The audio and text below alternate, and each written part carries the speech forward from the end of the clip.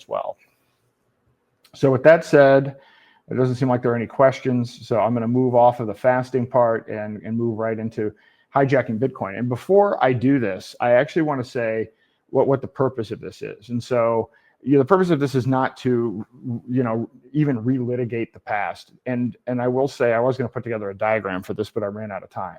The target audience here isn't to re-engage with Bitcoin maxis. Bitcoin maxis are, in my opinion, an absolute lost cause. And when I say Bitcoin maxis, I'll actually further define it. People that have been Bitcoin maxis since before the actual chain split, before you had Bitcoin Cash and some of the others. So before 2017. So the people that were Bitcoin maxis before that, but were aware of what went on in that process, that are still Bitcoin maxis, those people are in general a lost cause, because they've essentially sold out their own philosophy and their own ideology for their gains in fiat. And so I've had countless interactions with these people, and their general mindset is they'll rationalize anything. I mean, they'll support BlackRock, they'll support civil asset forfeiture, they will support soft war and people from the military talking about how to use, Bitcoin mining as a strategic part of the defense strategy. Like, it's just, what it will take for them to admit to themselves that they've basically caved on their principles, it's really almost impossible to get someone to do that. And so it's not a good use of time.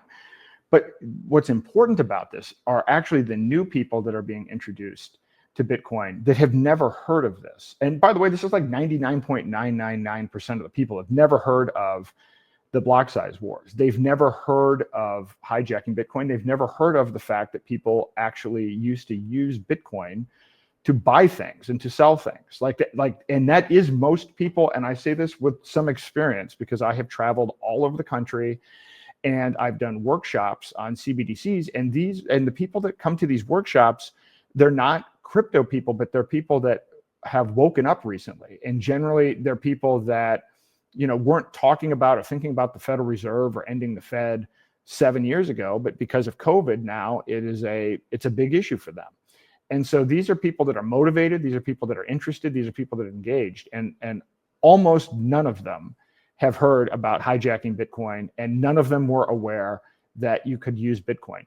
The general understanding is that Bitcoin is just a speculative investment, or maybe digital gold. And actually, most people have a pretty negative opinion of it that I've met with. And so even in that regard, but as I like to say, when I would survey people, more people in the outside world have heard of Sam Bankman-Fried than Satoshi Nakamoto. So I think the point here is it's not to be combative or even to pick a fight with the maxis. It's to actually think about how to start laying out some of the information in this book, because I've had other situations. I was at Chris Martens's event for Peak Prosperity, and I got more comments from my section of the talk about hijacking Bitcoin than everything else. I had people come up to me and say, wait a minute, Michael Saylor did what? He said what? You should only use Bitcoin for store of value. It shouldn't compete with the dollar. I mean, people just have not been presented not only with the information in hijacking Bitcoin, they haven't actually seen all of the stuff that Michael Saylor has been saying in kind of a condensed clip out of his own mouth. And so people are really surprised by this. And I think a lot of people that have gotten into Bitcoin it's kind of FOMO, but they don't understand what it is. So they're just kind of like, FOMOing into it, but without any understanding. And so once they get the understanding, once they understand what they're FOMOing into, it does change their perception. And I will tell you, I have changed a lot of people's minds, or I wouldn't even say change their minds. I've educated them on something that they were just loosely familiar with, but may have even been invested. And it was a big shift for them, a complete shift for them. So it is important to get this information out there. And so for those watching, if you're new to Bitcoin, you need to understand that there's a Bitcoin white paper that was written by the creator, Satoshi Nakamoto, that outlined how the whole thing was supposed to work. And in the very beginning, the very title of it is a peer-to-peer electronic cash system. So there's no store of value language in here. And so the abstract says, a purely peer-to-peer version of electronic cash would allow online payments to be sent directly from one party to another without going through a financial institution. So that is everything that you need to know. So this isn't about BlackRock working with BlackRock. This isn't about big financial institutions working with each other. This isn't about a store of value. This isn't about any of these other things. It was launched right after the 2008 financial collapse, with kind of the understanding that the banking system was, fragile at best and corrupt for sure. And so what you see with Michael Saylor and everything else is just a complete perversion. So I'm going to play that clip again because I had it at the intro, but maybe everyone wasn't here. So I'm going to play this because you could just watch this clip and it'll sum up everything that you need to know about this debate.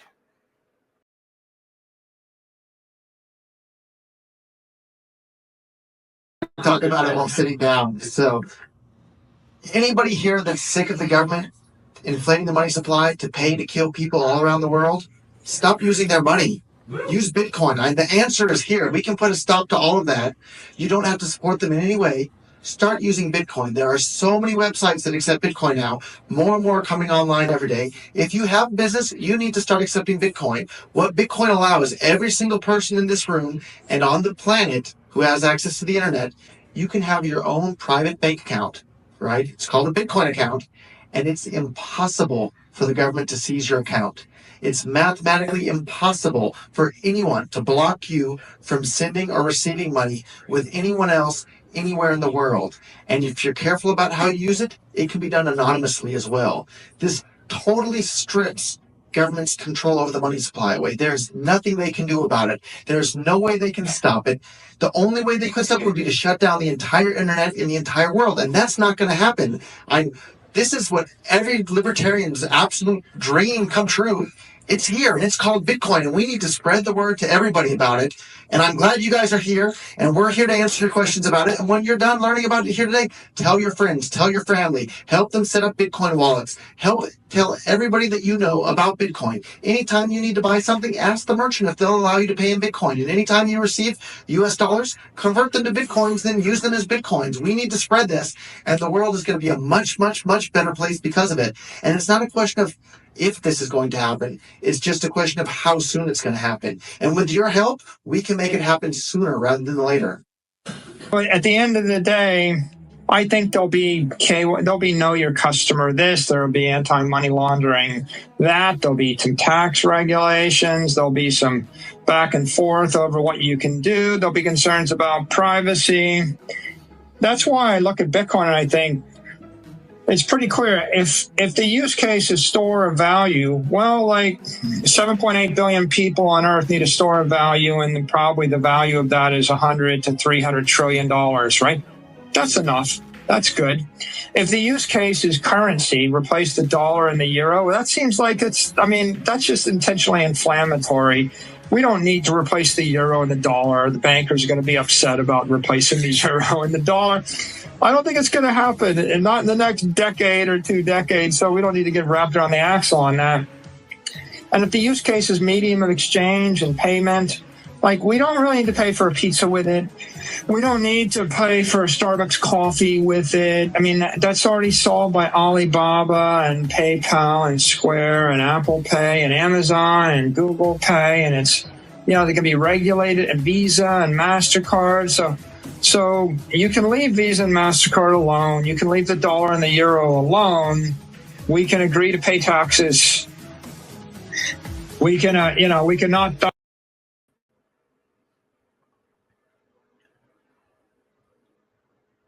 So again, that actually highlights everything you need to know about where it was, and then what the white paper says, and then what Michael Saylor is saying now. And so the challenge here is that most people have never seen Roger's version of this. Most of these new people have never read the white paper. A lot of these people don't know what a white paper is, have never heard that this document exists, let alone they haven't read it.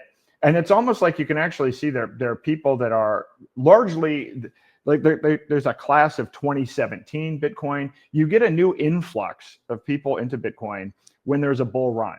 So you've got the class of 2017 and you've got the class of 2021, and they almost have they do have definable features. There are specific things that they believe based on the indoctrination and the information that they were exposed to at various points in time. And so, earlier, if you're talking about the people that were involved during the original, fork wars and things that we're going to talk about, I mean, a lot of them had read the Bitcoin Standard and so forth. And now there's, and that's still a part of the ongoing false narrative and propaganda. But then now people aren't even reading that. Now people are just at the point where it's like, oh, I saw the Bitcoin conference, or I saw a politician talking about this. I saw Cynthia Loomis. And so we're further removed from people actually having any information at all. I mean, we're like way down in Plato's cave at this point with all of it. And so it's a challenge as much as anything else. So I'm going to present some of the high level information from just part one of the book. But again,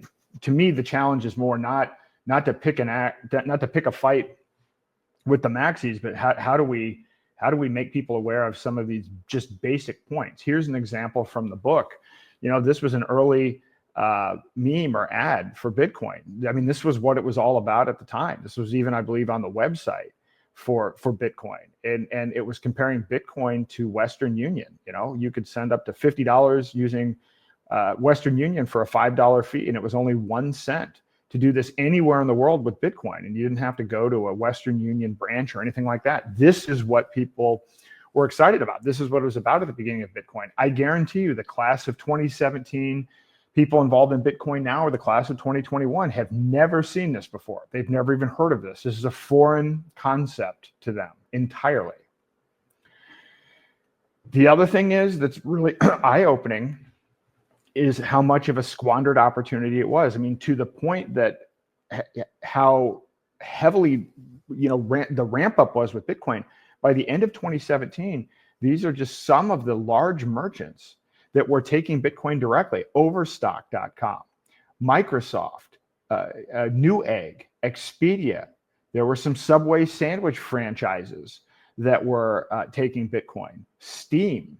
And so people were really using this for commerce. And it was a really exciting time because, the price started to jump in 2017 because people were actually using it. And then people started buying it because they were seeing that people were using it. And then it got hobbled. It got basically neutered. And so the fees went from, in the Western Union example, 1 cent, to now the fees jumped to an average of like $28, and really even closer to $50. So you had these big merchants that were selling things for Bitcoin and the fees were $50.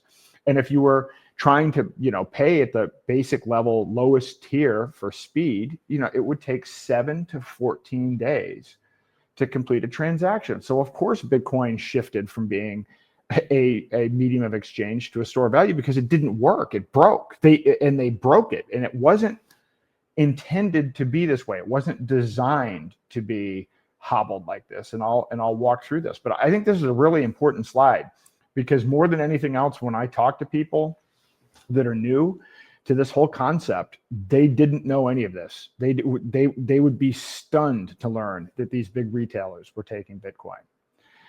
And so this is from the book. There's kind of a great section in there that compares the original design of Bitcoin versus the hijacked version. So what was the purpose, the core principle? The purpose of the original design was digital cash for internet payments, for online payments, right in the abstract, right at the very beginning of the white paper. What's the hijacked version? Store of value, even without functioning as money. Again, the Michael Saylor comment is the dominant view. And you even now have politicians and the Federal Reserve and everybody else coming out and saying, oh, well, maybe Bitcoin is digital gold. And by the way, that's not a win. It's not a win when politicians are saying this. It's not a win when the Federal Reserve says this. They're not conceding a loss. They're actually cheering on a psyop. That's effectively what's going on, to the point where even today, I mean, Jack Dorsey, who is no advocate for freedom, I would argue, even he came out today and said, effectively Bitcoin is useless unless it is ultimately used for payments. Now, I suspect he has his own motivation around the things that he's doing around payments, but nevertheless, for once, I actually agree with him. And this is clear in terms of what's going on with the original version versus the hijack. Transaction fees, extremely low by design. Satoshi early on said in the discussion forums and in other places that Bitcoin was supposed to compete with MasterCard and Visa. It was supposed to be able to do 25,000 transactions, per second. Like even back in the day, like as it was originally designed, it wasn't, oh, we're going to build this out now, and then 20 years from now, it's going to be able to compete with Visa and MasterCard. The point was to be able to do that quickly out of the gates.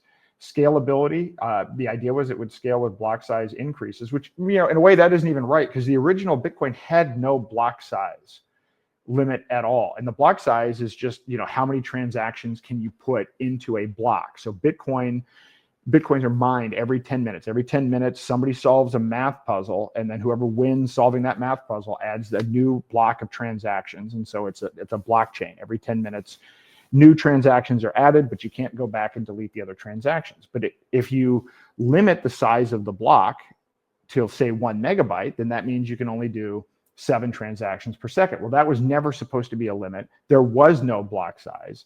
And it was only put in as a temporary measure as they were kind of testing the network. And so it was never intended to be capped. It was intended to scale as the block size increases. You weren't going to get to Visa and MasterCard levels by keeping the block size small and then having the transaction fees go up to $50, because you're not going to be able to compete with MasterCard or Visa or Western Union, because you still have to compete in the marketplace. Offering a digital currency that's 50 times as expensive as Western Union is not an innovation. That's not actually what people were looking for, and that wasn't the intent. Node expectations. The original idea behind this is a node was going to be a computer or a group of computers that actually mined a block, that actually were putting computational power behind solving these math problems. And that over time, that competition was going to get fierce and fierce. And there were going to be companies investing hundreds of millions of dollars competing against one another to build data centers. And those were going to be the nodes that basically handled the transaction information regarding the blocks every 10 minutes. This hijacked version has this kind of almost like communist, okay, well, we need to make it so that anybody with a $100 or $50 Raspberry Pi can be a node. And that makes no sense. Those nodes don't really even do anything, but on top of that, it just hobbles the entire network and makes the entire system unworkable. And then there's the economic design. So the economic design for Bitcoin was this: you have these block rewards every 10 minutes.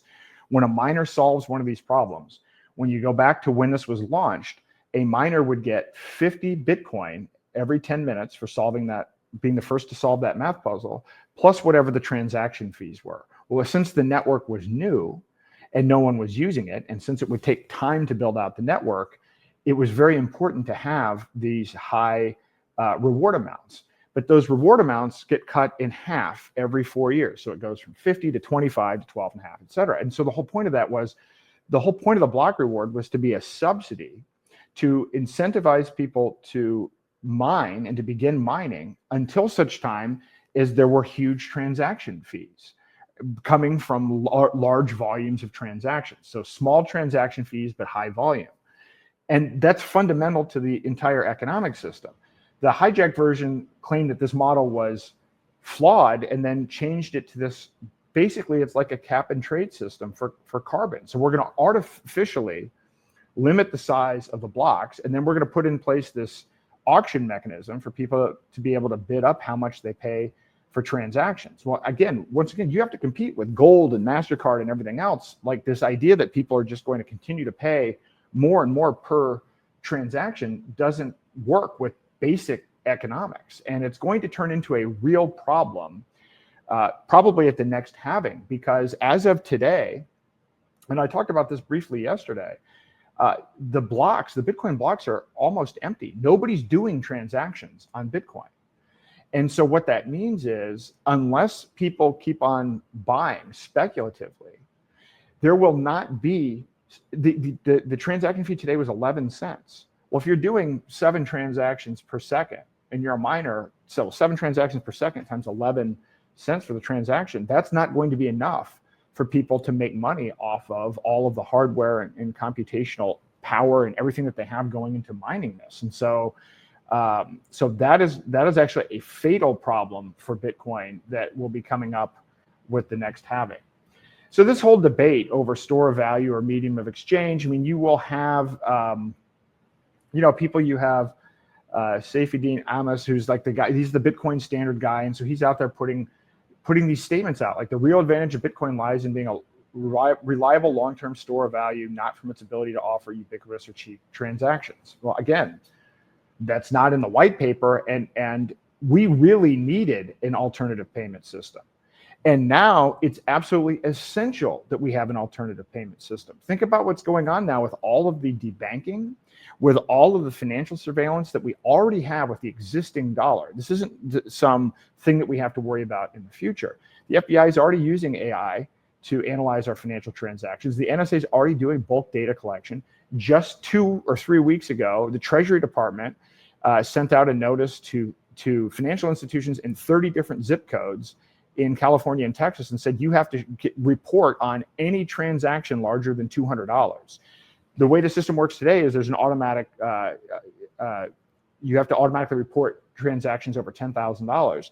This reduced that to $200, right? So the existing system is highly surveilled, it's highly programmable, and that's before we get stable coins or CBDCs. So we absolutely need the ability to have ubiquitous and cheap transactions. It's key to stopping absolute digital tyranny. Whereas, he tries to claim he's an Austrian. His book has some Austrian economics in it, but he misses the fundamental point. Murray Rothbard talks about this. Many textbooks say money has several functions: a medium of exchange, unit of account, or a measure of values, a store of value, et cetera. But it should be clear that all of those functions are simply corollaries of the one great function, the medium of exchange. And so somehow, again, people read these books, they read the Bitcoin Standard, they read this stuff, they see these memes, they don't think about them critically. They don't understand whether it even makes any sense. It's just, well, I read this in a book, this book is popular, this is now my belief system. And it's been effective. The Bitcoin Standard is part of how Michael Saylor switched from being a Bitcoin skeptic to whatever you want to call him now, chief grifter, borrowing other people's money to buy the coin. Bitcoin was also always supposed to have big blocks. Again, there's all kinds of documentation on this, and above and beyond all else, I encourage you to buy the book and read the book. I'm just giving you kind of the Cliff Notes version and trying to get this information out there, since Roger can't, but in the way where maybe we can start explaining the basics to people that are newly onboarded, who think that somehow if they just keep investing and they cut their own hair and dollar cost average and put all their money in, then at some point in the future they're going to be at the top of the pyramid of society, living in a citadel, and everybody else is going to be basically serfs underneath it. This is actually part of the meme and the culture of all of this, and so it's not going to work that way. I mean, it's basically been pushed to surveillance Ponzi territory, and people need to understand that we have a real big problem looming with digital tyranny. So it was always supposed to have big blocks. Again, Satoshi Nakamoto said it can be phased in like this: if block number is greater than this, then max block size equals larger limit. So again, changing the block size is something that you can do by literally just changing one variable in the code, and there was never even supposed to be a block size to begin with. Gavin Andreessen, so Satoshi Nakamoto handed over basically the keys to the GitHub for Bitcoin to a guy named Gavin Andreessen, and he was always an advocate of big blocks. So a quote from him: "The plan from the beginning was to support huge blocks. The 1 megabyte hard limit was always a temporary denial of service prevention measure." Mike Hearn, who's also was an early, I think one of the first 5 developers. "Bitcoin was built for massive scale and did not run into inherent technological limitations. Instead, the project was taken over by a small group of software developers who redesigned the whole system." And then lastly, the CEO of BitPay, which is one of, if not the largest point of sale vendor for crypto, he said, "If you told me in 2011 that we would be sitting here in 2017 and we hadn't bumped up this block size, I would have said there's no way that could happen." So again, all the OGs, everybody was involved. The early core developers and everything else were just kind of befuddled by this idea that this 1 megabyte limit that was put in as a temporary denial of service measure was going to become the absolute limit, and that the whole narrative was going to shift to digital gold, and then we'll build things on other layers. It's mind-boggling. And so I'm not going to spend a lot of time on this. There's a lot of text here too, but the whole point of the nodes, this idea that, somehow you're empowered because you're using an outdated, slow $50 Raspberry Pi, and that makes you participating in the network. I mean, it's kind of like it's the participation prize of participating in this network. It was always intended, and the quote from Satoshi Nakamoto, eventually when we have client-only implementations, the blockchain size won't matter much. Network nodes would consolidate, and there would be more pooled mining and GPU farms, and users would run client only. So again, you as the end user wouldn't need to be running a node. You wouldn't have expensive equipment or whatever. This would be something that you would have people, large institutions, competing over mining and basically solving these math puzzles. It was always from the design. And so one big part of it is, again, so technocracy is all about artificial scarcity. The whole idea that I talk about all the time with technocracy is to have a one world global government and one global digital currency that is backed by energy credits. And the energy credits are in essence that's false scarcity. That's saying, well, carbon is the only, and we're only going to measure things by carbon. It means you're going to limit actually even the exploration for other types of it artificially limits things. But what we now know the technocrats are doing is they're going up and buying up forests, and they're front running this so that they basically can have a control over the new artificial scarcity. But the idea that BTC, that big blocks are unworkable and not decentralized, again, you really have to be a Luddite and take a very pessimistic view. Satoshi even talked about how the technology in 2008 and 2009, he predicted that it would continue to grow based on Moore's law, and that's happened, and in some cases beyond. So download speeds have absolutely, bandwidth costs have absolutely plummeted. It was $10 per megabit per month in 2009. That's dropped to less than 50%, continues to drop. The average download speed was 4 megabytes per second in 2009. Now it's greater than 180. And somebody's actually working, some scientists have just hit 301 terabytes per second over existing fiber networks. And so this idea that we're supposed to keep this thing hobbled because it's unsafe because of bandwidth and these other things just doesn't match. And so it was Safi who actually made this comment. A node that can add 42 terabytes of data every year would require a very expensive computer. The network bandwidth required to process all of these transactions every day would be an enormous cost that would be clearly unworkable, complicated, and expensive for a distributed network to maintain.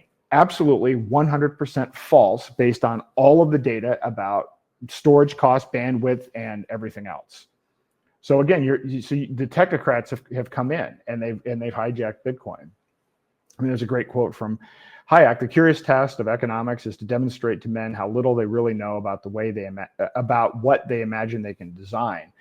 And so the central planners at Bitcoin have created, again, their own artificial economy where they've capped the block size. They've pushed the financial transactions off-chain into these second layers and things like Lightning Network.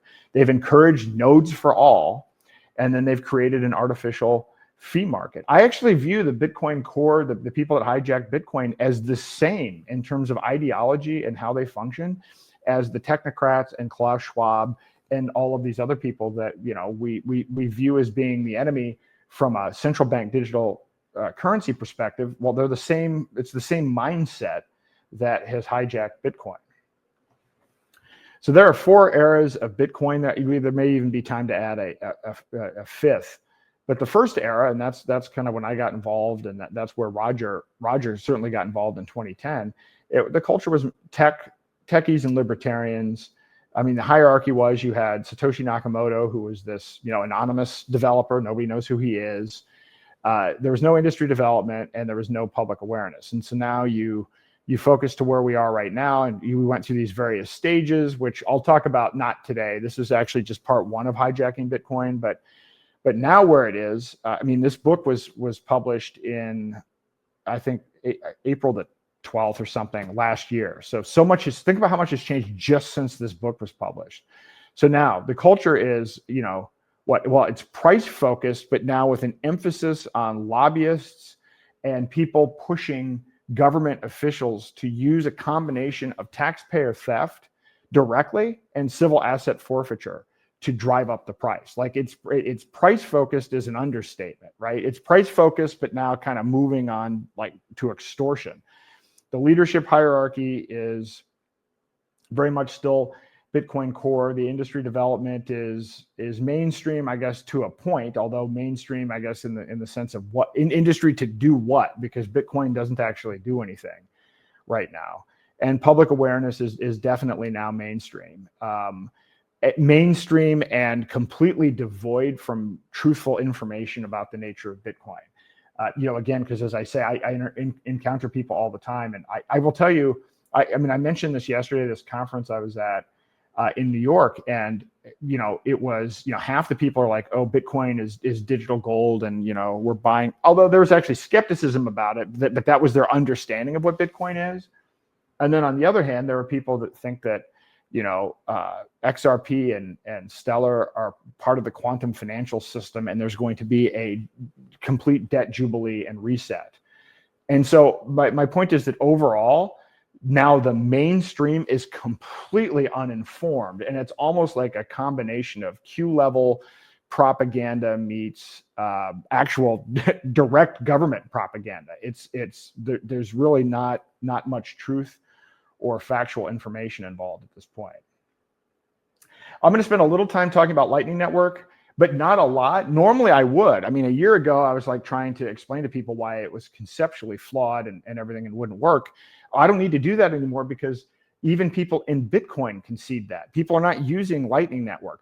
Lightning Network, the idea behind Lightning Network was you're not going to do transactions on the base layer. There's going to be this thing called Lightning Network where you basically move your Bitcoin, some of your Bitcoin to this Lightning Network, and then you can transact there. And none of those transactions are done on the blockchain.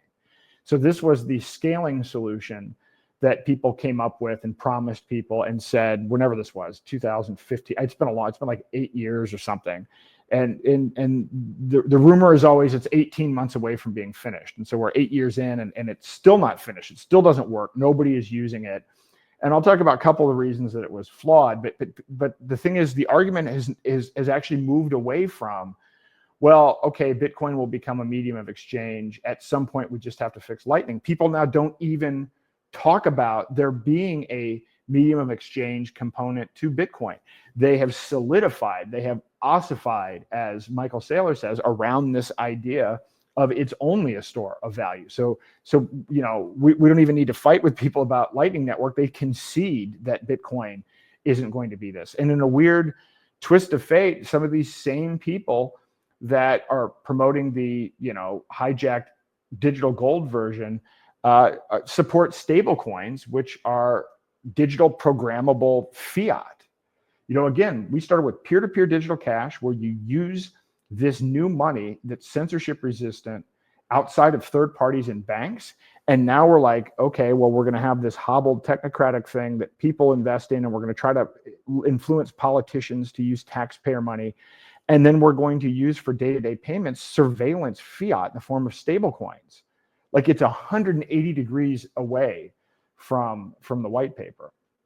The problem with Lightning Network is based on, again, the whole point of this was, well, we have to keep the block small. Well, if you keep the block small, then, to access Lightning Network, you actually have to make a transaction on the chain to access the second layer. Well, based on the 1 megabyte block size, it would take 120 years to onboard people to the Lightning Network. And furthermore, you have to generally open two channels a year. I'm not going to go into all of the details on that, but to let 7 people actually access this, if you wanted to have everybody on board and using Lightning Network, you would have to have a minimum of 133 megabyte blocks. So again, by design, there is no way Lightning Network could have ever worked as a solution for peer-to-peer cash on the second layer. The other thing is, because of the way that it works, and I won't go into a lot of it, but other than to say, let's say I wanted to send, $10 to Bob, but I'm not directly connected to Bob, so I have to go through Alice. Well, if Alice doesn't have $10, then I actually can't go through her. And so what that means is, the way this ends up getting set up is, in order for people to be able to use the Lightning Network, you need to have these big hubs that have enough liquidity, or otherwise people can't connect through other nodes to get to the party that they want to get to. Well, once you have these big nodes that are centralized, then that's a big source of potential censorship. That's a source of being banned. And then what's practically happened, because this isn't a theoretical concern, it's actually played out. You had big hubs, like Exodus Wallet served as a hub. A lot of people served as hubs. And because of anti-money laundering and know your customer laws, they shut down. They were threatened and they shut down. So now you can't. So Lightning is unusable because you need to have hubs in order for it to be useful, which defeats the purpose of having it to begin with. And people don't want to serve as hubs because it's a legal liability. So Lightning is a disaster. I think at this point, most people concede it's a disaster. So I won't spend more time on it unless it becomes a thing where people are starting to talk again about how Lightning is going to be the solution. But I will tell you, I haven't heard that lately. I've seen more rage quitting. I've seen more people kind of exiting Lightning.